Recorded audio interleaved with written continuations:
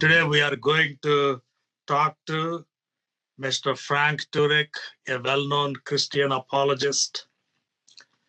I am a medical doctor, and recently I was going and seeing patients, and I went to one exam room, and a patient was reading a book. I asked him, what book are you reading? And the patient said, I'm reading Frank Turek's I Don't Have Faith. I don't have enough faith to be an atheist. So I took that book and I looked into it, and it sounded very interesting and it looked very interesting. So I got my one copy, and I read it from cover to cover. They made great sense to me personally. Why I should be a Christian, why I should be a theist. Mm-hmm. So we are going to talk to the author today. So, Mr. Turek, how did you become a Christian?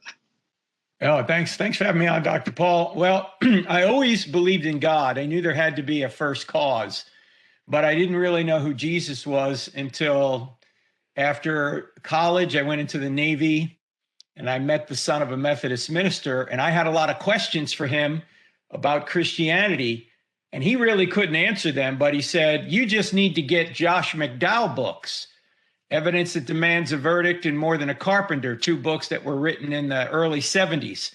And so I read those books and I said, wow, it seems like this is true.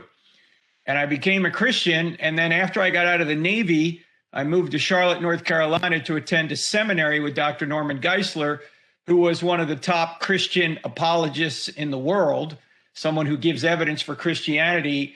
And so ever since then, I've been involved in Christian apologetics. And Dr. Geisler and I wrote that book you mentioned called I Don't Have Enough Faith to Be an Atheist, where we go through the evidence for Christianity, from the question, does truth exist? Does God exist? Are miracles possible?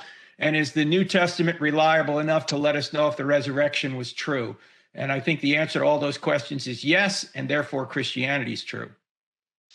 So why did you choose Christian apologetics? Well, because I wanted to know if it was true.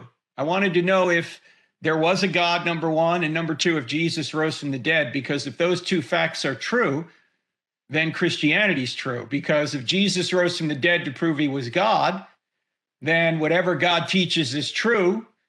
And Jesus taught the Old Testament was the word of God, and he promised the New Testament. And so, Paul, I just have a personal policy. If somebody rises from the dead, I just trust whatever he says. Okay. So that's how I wanted to know what was true. And I thought that if I looked at the evidence with the help of others, I could discover what was true. And I think Christianity is true.